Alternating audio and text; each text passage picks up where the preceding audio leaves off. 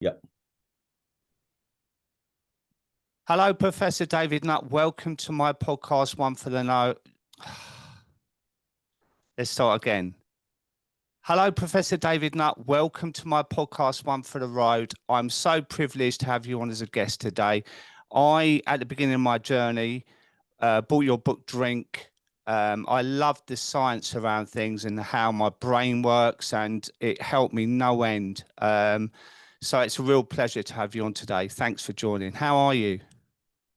Well, I'm always delighted to know that my books have helped someone, and thank you for sharing that.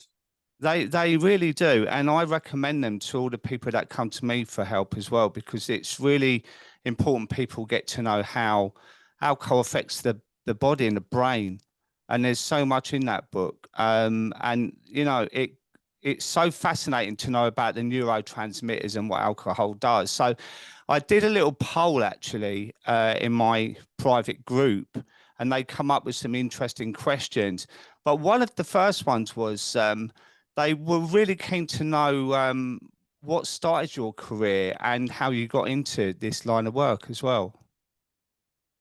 Yeah, well, I can remember the day. It was my first night at university, and there are in my college at Cambridge. There are 9 medical students, and what do we do? The first night we all go to the pub. What do some of them do afterwards? They carry on drinking. What happens at 1 a.m? One of them starts to wail and cry, and I think he's going to kill himself. And I think, should we get an ambulance? Get an ambulance. And there was another guy there who knew him. He said, no, he's always like that when he's drunk. And he's only 18. And I'm seeing this guy going from being one of the a top student to being a blubbering wreck as a result of alcohol. And I'm thinking, wow, that's kind of both weird and interesting. It's telling us something about the brain. It's telling us something about mood. It's telling us something about alcohol. And that was that group of 9, one of them died of alcoholism. So you got some of the most intelligent people you'll ever meet. One of them died in his 30s of alcoholism. That particular guy that I just mentioned to you now, he had real problems with drinking through his career. Eventually he got through it, and eventually his marriage broke up. He almost lost his job, but eventually he made it through. And so that is the kind of tells you the challenge that alcohol presents from a very early age, and it's there all the time. Every doctor every day meets someone who's been damaged by alcohol. It's scary, isn't it? And it certainly scared me. Well, yeah, but that got you into the work you did, right? So you worked for the government as well, didn't you? Well, I tried to. Well, yeah, it was in the 90s, wasn't it? You set up something, didn't you? Yeah. For 10 years. Yeah, I did advise them. I was their sort of chief scientist on drugs, trying to advise them on drugs and sensible drug policy.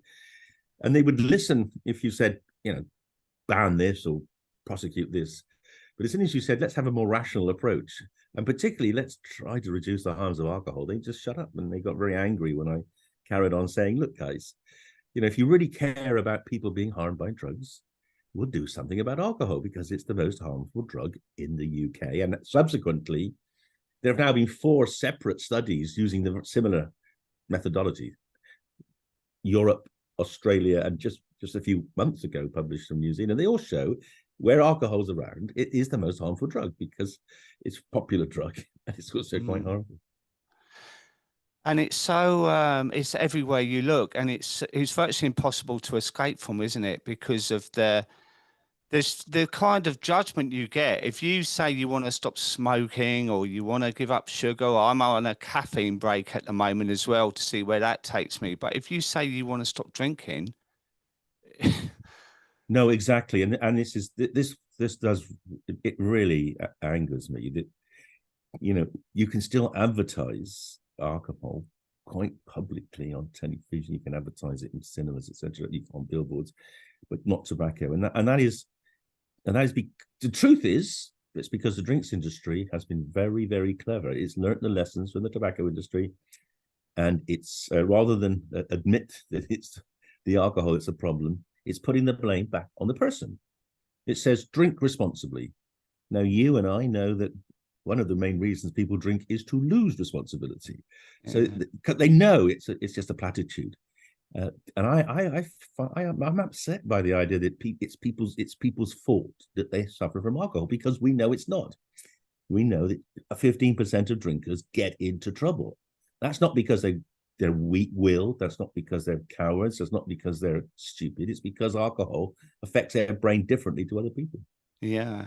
And I mean, lockdown's a classic case as well, because more and more people are coming to me off the back of lockdown still, where I don't even remember, the weather was incredible in March. And, on social media, people were sharing pictures of, oh, it's 1 o'clock at 2 o'clock, and it became a thing. But when people started to go back to work or they were doing Zoom calls, they were getting cravings at 2 o'clock and wondering why.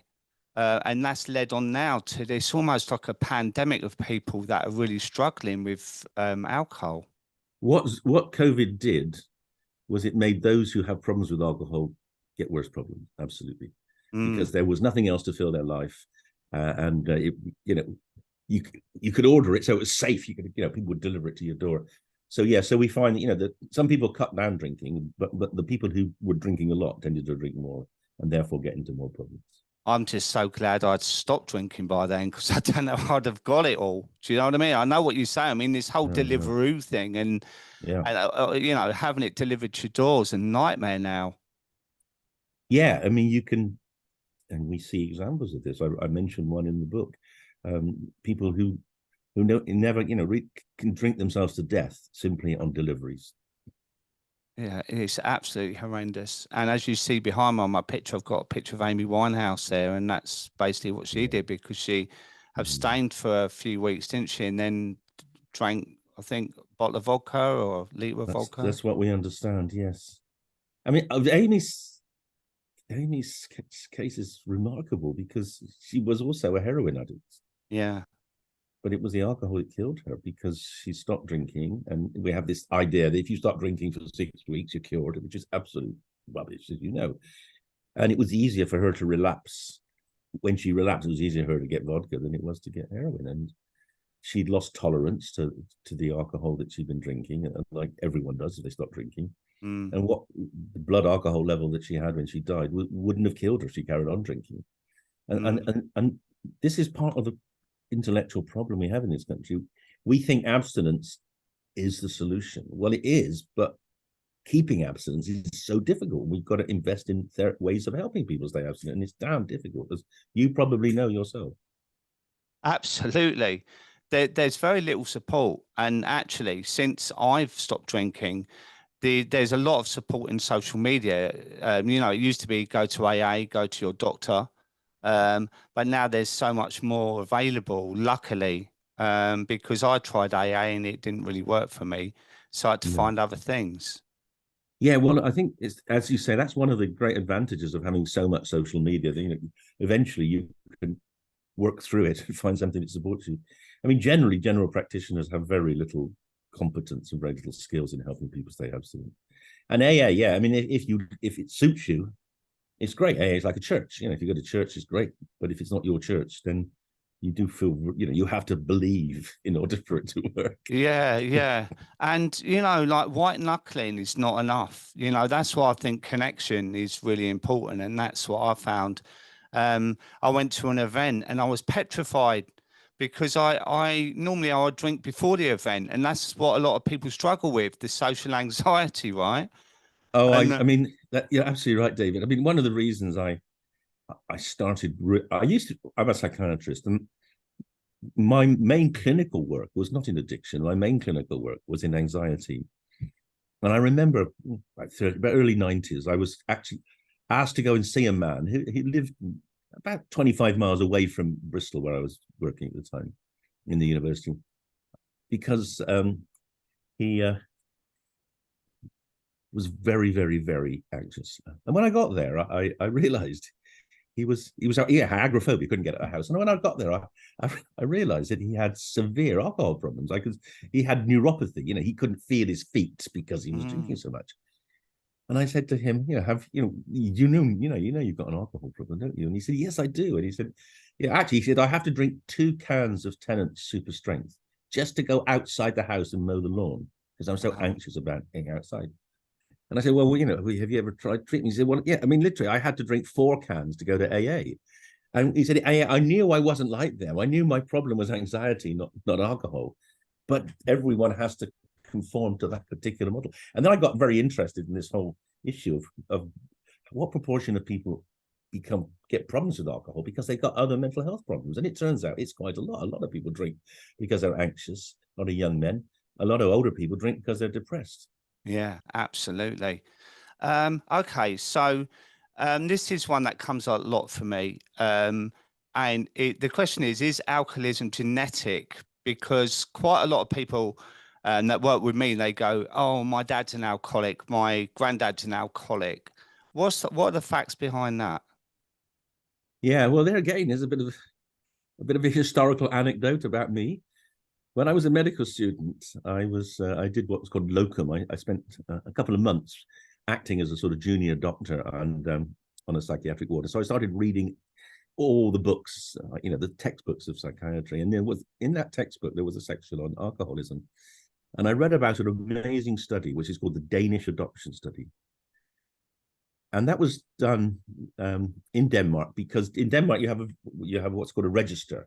So adopted children, they can work out where they were adopted from and who they were, obviously when they went to, but you can cross-link the fact that they were adopted to the medical history of the original parents, the genetic parents, and the parents that bring them up. And it was staggering. It showed that whose dads were alcoholic, they were as likely to be alcoholic if they were adopted into a teetotal family as if they stayed with the drinking parent. Wow. And that tells you that there's a significant genetic component to it. Now, it's probably not a genetic component to alcohol. It's probably propensity to become dependent. Some of it might be alcohol related, but others it'll be too. So what, like a vulnerability? Like a vulnerability, that's right. So it doesn't mean it's inevitable but it tells you that you've got these vulnerabilities, contribute significantly. So we know that male children of male alcoholics are at increased risk. What we don't know is how to help them. But I think just telling them that is something important, because and of course, and I know that many people have made that insight themselves. They have seen, it's very common. My father was a terrible drinker. I'm not going to drink. I'm going to actually avoid that possibility, try minimize the risk to me. Learn behavior. You either carry on to do it or you avoid it. Yes, that's right. Yeah, absolutely. Another one, does the heavy use of alcohol decrease or damage our natural dopamine levels in long term after abstinence? Well, it certainly messes with them in the short term. In the long term, we think they gradually come back. We think eventually, and people eventually get pleasure from other things just than alcohol. But that can take weeks or months, and it might be in some people it doesn't come back. But I think for most, it does. You eventually get to learn to like other, what we call reinforcers. You begin to enjoy things. Obviously, when you're drinking heavily, nothing matters other than alcohol, and you lose all your interest in your friends and other things. But eventually, I think that comes back if you stop drinking for long enough. Yeah. Yeah, because I wonder about myself, because I had a test done and they found out I've got a faulty dopamine receptor. And I think that's why I drank like I did, because I was a 6-7 pint man down the pub in an hour and then go home and polish off a bottle of vodka, because the high was never enough. I'd have such a short high. So where someone would be standing there with a pint and I'm looking at them thinking, well, it's your round. You've had 2 sips out of it. I'm already down to the bottom of mine. Well, David, you're right, absolutely. And in fact, that is one of the most reproducible findings, that the dopamine system does predict the amount people drink. And it is the problem we've had is it's been very difficult to help to target that system to help you control your drinking. I mean, there is funnily enough, I'll just throw this out. I mean, can't remember if it's in the book, but Antabuse. funnily enough, anti-abuse may have some of its effect through enhancing dopamine and protecting against that. It's not been proven, but it's been suggested. Mostly you think anti-abuse is aversive. You drink on top of it and you throw up, but it may be also helping reset the dopamine system in the brain.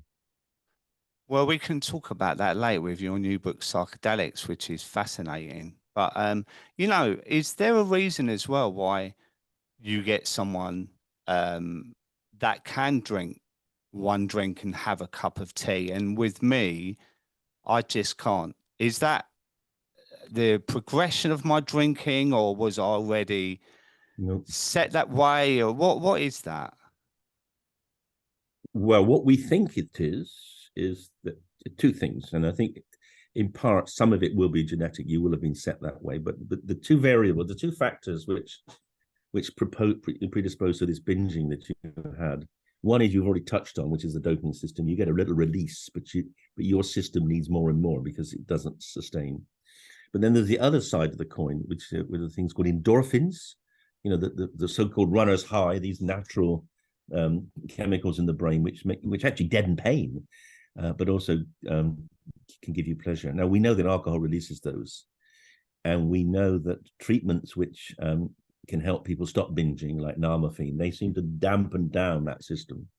So we think people who lose control very early on and go on binges, it's to do with the dopamine system being too subsensitive and the endorphin system being too strong. And that's an imbalance. Yeah, I mean, you write in your book about how the alcohol affects the neurotransmitters, and what I love is how you explain it when you have the one drink, two drinks. Would you mind going through that? Because I think that's really fascinating.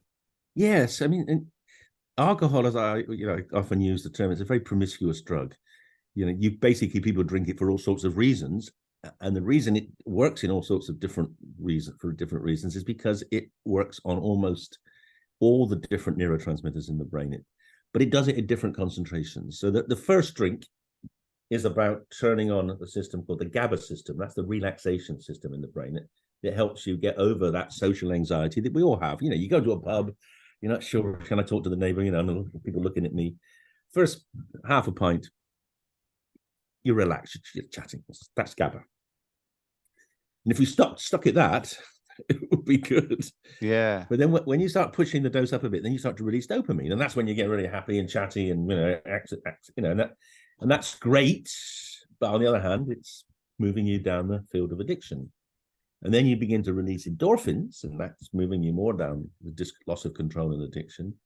And then maybe if you keep on pushing it, and when you get over about 150 milligrams percent, so twice the legal drive limit, then you start to do something very dangerous, which is blocking, not simulating, blocking the main transmitter in the brain which keeps you awake, which is called glutamate.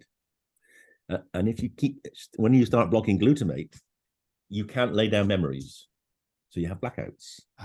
And then, of course, glutamate is what keeps you awake and alive. And if you block it enough, then you're not alive because you can't breathe.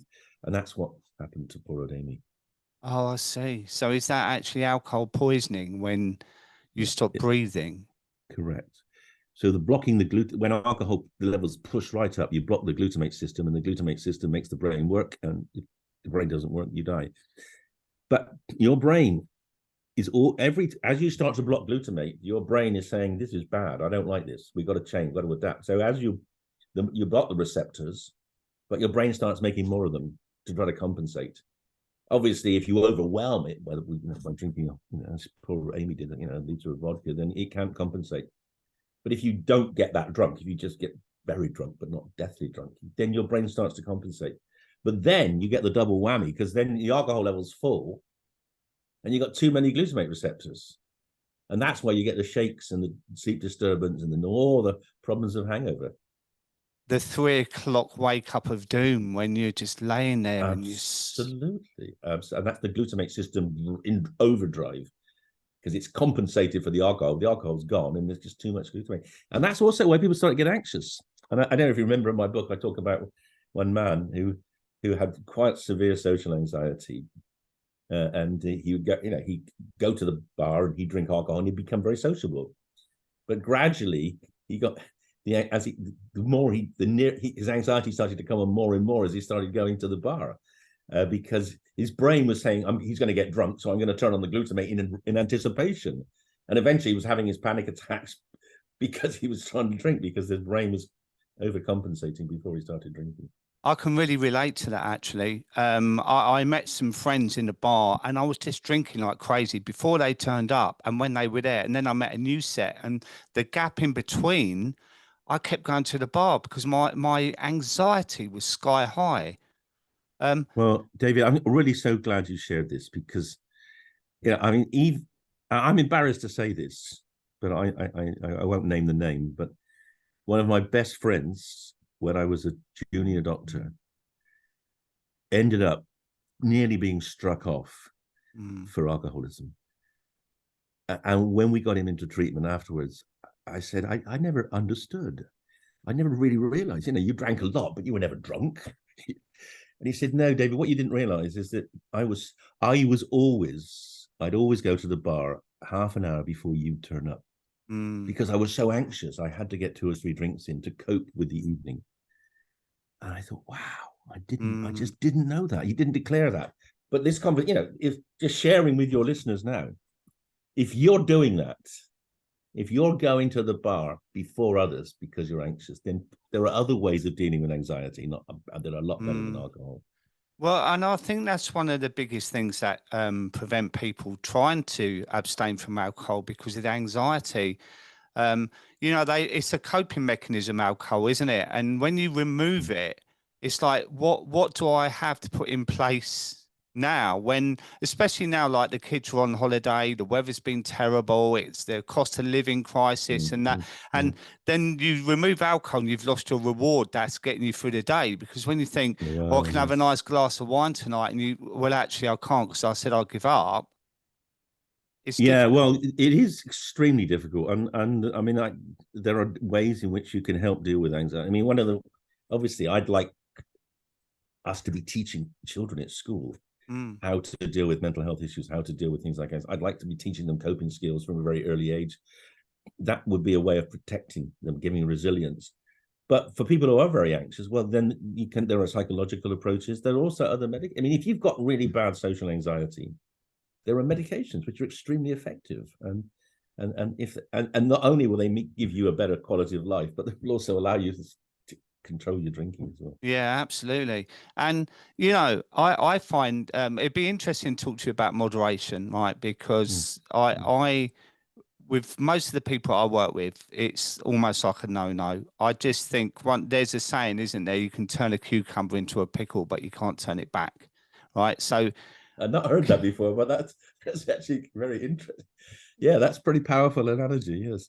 Yeah, and for me, I just can't afford to even contemplate having a drink, because I'm sure I'll be back on it within a week. And evidence tells us that for many people that is the case. And what we need to, what we need to be doing. I mean, it's impressive that you've managed to maintain your abstinence just by willpower and by thinking things through. But it is, I think it's possible that there might be medicines like a Camprol, which just perhaps help reduce craving. So I think there are maybe other ways we can help people to stay abstinent, other than just saying, be tough. Well, that's a good lead into your book, actually, isn't it? Right? Because for a while now, people have been talking about CBD and different ways of turning a brain off, right? That's what it does. Yes, so you've been exploring psychedelics. So I hope he doesn't mind me saying, my son sometimes microdoses mushrooms, right? And he said it's brought his anxiety right down. Interesting. Perfectly credible. Yeah, but he says to me, "Oh, I worry about you though, Dad, because my addictive nature." And so there were a lot. Can I just say, I don't believe, and this is based on lots of evidence, that psychedelics are addictive. If you try to take a lot of them, the effect just wears off and you can't get it back. Whereas with microdosing, you can get a little effect every day. And so But just to emphasize, I mean, there's this wonderful paper came out just last year by Michael Bogenschutz in America showing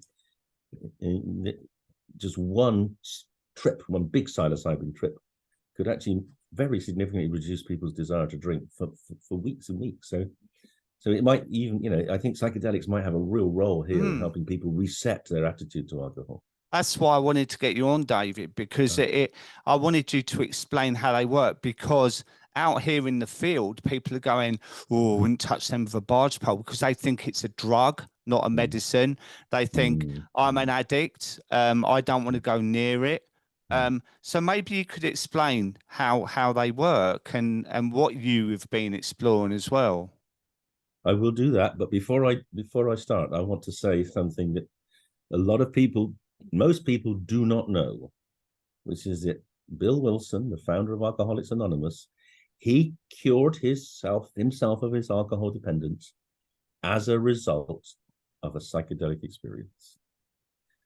And he then, when LSD became available in the 50s, he used it, and he realized that it could potentially be very helpful to many, many, many people who can't stop drinking. And he campaigned to have studies done, and there were I think 6 studies done, single dose of LSD, helping people stay abstinent. And it worked better than any medicine we have had since. So the history tells us it can work. And it was founded on the experience of breaking free from the shackles of alcoholism. So what's interesting now is that we now know how it works. Then we just knew it did work, and then it got banned because of the Vietnam War and anti-war protests and the counterculture, and people didn't like psychedelic music, and the governments didn't like psychedelic art. But then, but now we actually know how it works, because we know that when we look into the brains of people who've got addictions, we can see there are patterns of thinking and patterns of behavior which can be disrupted by psychedelics in a very powerful way. And it's like a reset, and patients often say this. They say it's like, I reformatted the hard drive of my computer, or I've had a reset or a defrag. Everything works much more fluently now. You know what it's like. You know how your computers work more better when you sort them out. So these drugs can help sort out their brains. So you talk about the default mode network. Is that what you're saying? Very good. Well, that's yes, I will talk about that. So the default mode network is the network in your brain that does the thinking about yourself. Right. It's called the default mode because it's what is working when everything else is switched off. If you close your eyes and don't listen to anything, just lie still and flat and careful, and you just think about your present, your past, your future, your aspirations, your hopes, your fears, that network in the brain is called the default mode. It's where your sense of self is encoded and engaged. And that's over-engaged in people with alcoholism. It's over-engaged with thinking about alcohol. Psychedelics break that down and so allow you to think much more rationally about everything, less about alcohol, more about other things. Hang on a second.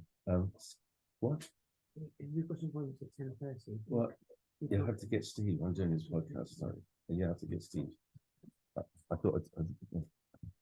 Sorry. That's all right. No problem. So, okay, so it switches it off.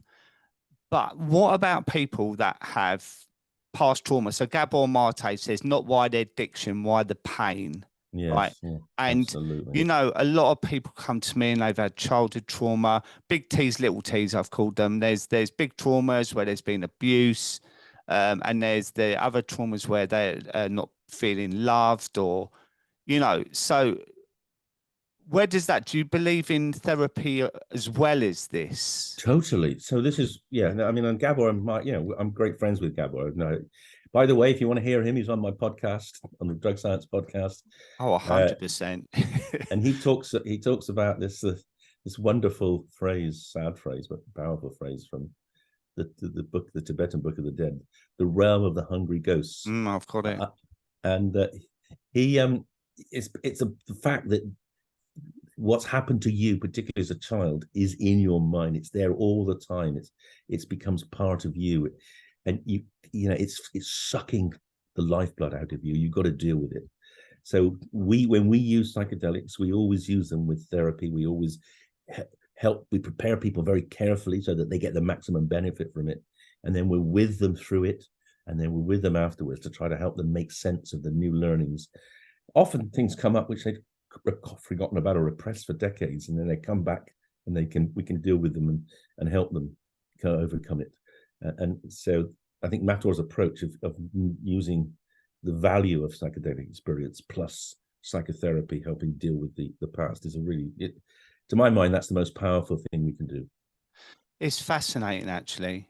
Reading about it yesterday on a very noisy train, and that's how my brain used to be when I drank, and to drink used to turn that noise down. So I used to think of it as getting in from work and the radio's on with a song I hate at full blast and two big vodkas, and this song had gone.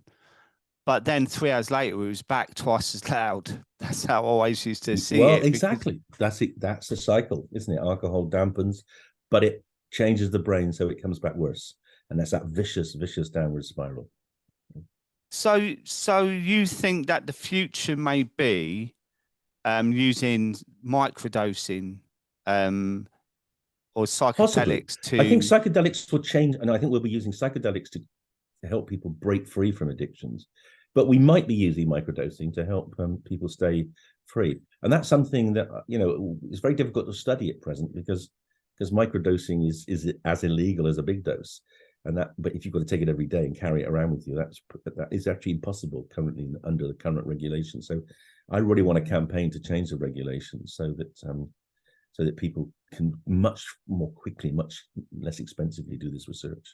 Yeah, and how do we do that? Because in Australia, and I think the Netherlands, they're already introducing this, aren't they? So, well, we just have to persuade the government that some drugs, like psilocybin, are medicines, not drugs. You made that point earlier on. Currently, we're one of the few countries that it vests the control of medicines like those in the Home Office, which is full of policemen. I mean, the Home Office is one approach is say no, ban, block, imprison. We've got to get them out of the Home Office, get them into health, and then we've got to use them as medicines as they were. They have been for centuries. It's only the last 50 years we've denied their medical benefit. I mean, where do we go with this? Because the alcohol industry is so huge, isn't it? It's like a huge machine, money-making machine, isn't it? Cost us billions. Well, the alcohol industry is, I think, the most profitable industry in the world because it costs pennies to make alcohol, and you sell it for pounds. But of course, a lot of that cost goes into tax. So governments like the alcohol industry, because they get a regular revenue from the alcohol industry because of the taxation, and they say the alcohol industry says, "Oh, it pays for itself." It doesn't. We know that the taxation from alcohol is way less than the costs of alcohol to society. And is that? Yeah, is that like accidents, what it costs in national health? Yeah, the healthcare costs of you might not know this, but it costs twice as much to police drunkenness as the healthcare cost of alcohol. Nearly £7 billion a year to police drunkenness. Overall, alcohol costs about 30 billion to this UK society, and the benefits are about 20 billion. Now, the point about that is the Treasury say, but we need this regular income. And if we changed the funding, for instance, minimum unit pricing, you say, well, that will reduce our taxation income. And they say that the return in terms of health benefits would be quite delayed. So there'd be a gap of years before we recouped. But that's not true. Scotland have shown that with their minimum unit pricing, they have shown that if you reduce drinking even by 10%, you can have a dramatic, immediate impact on the admission of people to intensive care, for instance. So there are immediate benefits, commercial benefits. So that's the first thing we need to do. Isn't it? I mean, I have to say, give this man credit. Give Sunak for the first prime minister ever to agree with me on alcohol, which is that at very least the tax burden should relate to the concentration of alcohol in the drink. Yeah, he's done that, and that has always been completely absurd. That you can pay for 3 times as much tax on a 10% wine as on a 10% cider. That makes no sense. That just encourages people to drink more cider. Yeah, that recently changed, didn't it? Yeah, it's changing, and that is the first acknowledgement that we've got it wrong. But the other thing that's happening, the drinks industry is also waking up to the fact that more and more people, particularly young people, are aware of the harms of alcohol and are aware that they want to behave differently with it. And we're having what's called the low and no revolution. Some people don't drink at all because for health reasons. Others don't drink in the week and just drink at weekends, and others drink less because and the drinks industry knows that's coming. Well, it's not just coming; it's actually alcohol sales are flattened because people are moving to non-alcoholic drinks or alternatives, and the drinks industry now has to change its approach. I don't think it can ever re-establish this year-on-year growth of consumption. We have to think about drinking differently, and that's why I've been trying to help them by inventing alternatives to alcohol that actually give people the social pleasures that alcohol gives without actually having anything like the same harms. Yeah, I mean, the low and no industry is absolutely booming now. And that's not just for people that have stopped drinking, it's for people that don't want to drink because they might have a big meeting in the morning, or they might be driving, or they don't want to make a fool of themselves, you know? Yeah, isn't it interesting how social media is changing young people's attitude to alcohol because they don't want to have videos of them behaving outrageously when they're drunk. I mean, it used to be that was macho. Now that's seen as really stupid. And that change in fashion is probably going to have more influence on the harms of alcohol than any book I've ever read or any drug that's ever been made. I did a talk in a school with some kids. They were between 16 and 18. And I basically told my story. But what they remember the most is you don't have to drink to have fun. You know, you don't. And a lot of people growing up now, the younger people, they're more health conscious, fitness, what they eat, what they put inside their bodies. So there are a whole new generation of people coming through, which I think is fantastic. But I think it's people my age that have been doing it. I mean, I was drinking for 40 years and you get stuck in that groove of either, well, I've been doing it too long now to change, or I won't be able to stop, and that. And this is what I do with my job, is try to encourage people. It doesn't matter how old you are, you can change your life. And more people are now, you know, there's so many people deciding to stop drinking in their 50s and 60s as well.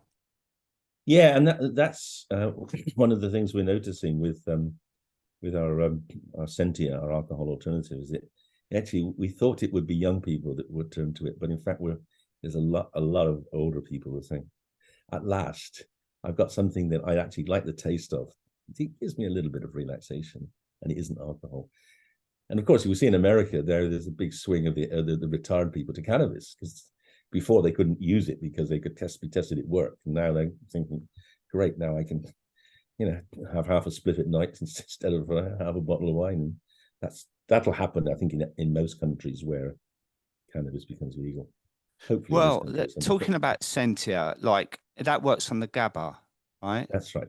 Sentia is designed to mimic the effect of a low dose of alcohol. The first amount, the effect of the first half glass of wine, half pint of beer, to turn on the GABA system, just to chill you out, relax you, make you more socially engaged, etc. So for me, it's I think I heard the high without the hangover, and I'm probably talking. And I want you to put it right here. Probably talking for thousands of people. That sounds scary to me, right? Yeah, we don't mean that. That's actually, I think, the misrepresentation. It's not alcohol. If you want to get drunk, there's no point in buying Sentia because you don't get drunk. No. What Sentia is we call it the first GABA spirit. It's a drink which is designed just to tickle up the GABA system enough so that you can just take away that anxious edge that you have when you go to a party, you're meeting a stranger, you're going into a situation like a party. When you're talking to someone that you don't really know, it's about bringing in the relaxation that you want from alcohol, particularly in social situations. And we think it probably works better in social situations. If you want to sit in front of the TV and drink Sentia, well, you like the taste, but you probably won't get as big an effect as you do if you're doing it socially. But if you're seeking all the other effects of alcohol, you're not going to get it, because it doesn't release dopamine, doesn't release endorphins. It's not going to get you into that out of control, intoxicated kind of hedonistic mode. That's not what it's designed for. No, I get that, but I think it's good to clarify that there's no kind of psychological risk there, that if you have a sentia, that you can think, oh my God, I want a real drink now. It's just basically working on your GABA to relax you, basically. Yeah, we deliberately try to avoid turning on the dopamine system, because as we've said already in this podcast, the dopamine system is the one that starts to get you out of control. Yeah. But there's a very important point I must make here. We haven't formally tested it in people who were alcoholics who stopped drinking, because that would be a very difficult thing to do, and it'd probably be unethical. However, quite a few people have said to us, you didn't know this, but I was an alcoholic. I've been dry for some time. I tried it. I enjoyed it. And it did not make me crave alcohol. So that reassures me. I can't say categorically it's safe, but I can just say that, you know, at least we've got some people have said that they've managed to use it without having a... Yeah, I mean, the disclaimer I always say to people who they ask me what they think of alcohol-free drinks is that if on any level they trigger you in any way, stay away. But if they don't, they can actually help you. So it sounds like it's pretty similar, because I know people that will have one, I won't name the brand, but a 0% beer, and that can stop the cravings for the evening. It's very interesting, isn't it? Yeah. And that's because there's more to drinking than alcohol. Yeah. There's flavor, there's taste, you know, there's the experience, the environment, the condensation on the side of the glass, etc. So there are many factors which come together to make the impact of drinking, and you don't have to have the alcohol to get some of the pleasures. No, that's true. So before we go, David, what is next for you? You've done so much. It's like, what is next on the list for you? Well, I'm keen to progress Sentia beyond. So Sentia is a botanical drink, a mixture of herbs that mimic this the effect of small amounts of alcohol. But I think we can do better. What we're working on is a small molecule that we could make as an ingredient, that we could license to all the drinks companies in the world. Any drinks company could license this molecule, and they could put that into their drinks instead of having alcohol in drinks. And so we'd have a parallel market for a much, much less harmful brand of drinks. And I would hope then that young people, the next generation, the generation after that, who are looking for healthier options, will move to that. And if we could reduce the consumption of alcohol by even 10% globally with this, the health benefits, well, you know, it's over 3.5 million people a year die from alcohol-related harm. If we could reduce that by 10%, that's nearly 500,000 lives saved, isn't it? Wouldn't that be something? Yeah, absolutely. I mean, the health risks of drinking in it, and most people don't know half of them, do they? You know, like cancer is a huge. Right. Can I just tell you the statistic, which I only learned just a few years ago? It was one of the things that was the impetus behind writing the drink book. If alcohol was invented today, and I said, I have a wonderful new ingredient to make a special kind of trifle, and they'd say, yes, you can sell it, but you've got to put it through food safety testing. If alcohol went through food safety testing today, well, it's been through food safety testing. We know that the maximal recommended annual yearly allowance is a glass of wine. And that's because of the cancer risk. So, you know, we actively choose to ignore the harms of alcohol because of the benefits. So now, yeah, okay. I say two things about that. As long as people know, that's good. People should know the truth. But it wouldn't be great if we could give them the benefits without the harm. So that's what I'm trying to do. Oh, that's brilliant. That's absolutely brilliant. You know, with the labels on bottles as well, that's a big thing for me. It's like you've got drink responsibly, as you said earlier. But is there any movement there, do you think, with how they're going to change? Because I think in Ireland they've changed the labelling now. Yeah, they're trying to change. I mean, there's again, there's pressure in the EU. Ireland's still in the EU. There's pressure in the EU for this not to happen, because alcohol is a big industry in the EU. But let me be clear. One of the interesting things is that France changed 15 years ago. France changed their attitude to alcohol in three fundamental ways. They stopped all advertising. They reduced the driving limit from 80 to 50, and they tried to phase out cheap wine. They succeeded in all those things. They reduced the harms of alcohol, reduced fetal alcohol syndrome. They improved the profitability of the French wine industry, because more expensive wines, everyone's making expensive wines, is more profit. And they still managed to win the World Cup at football and get a really good rugby team without any alcohol advertising. So come on, guys, you don't need to have alcohol thrown at your face all the time in order to actually be a successful country. Yeah, absolutely. Well, David, I'm so grateful you've joined me today. It's been a fascinating interview. And people can buy your book, Drink, and Psychedelics. I got mine off Amazon, ordered it 2 days ago and arrived yesterday, and I was already stuck into it on the train yesterday. So, and it's a brilliant, brilliant book. So thank you so much for joining me. Have a brilliant day, mate. Thank you so much. It's really been great talking to you. Keep up the good work. Thank you.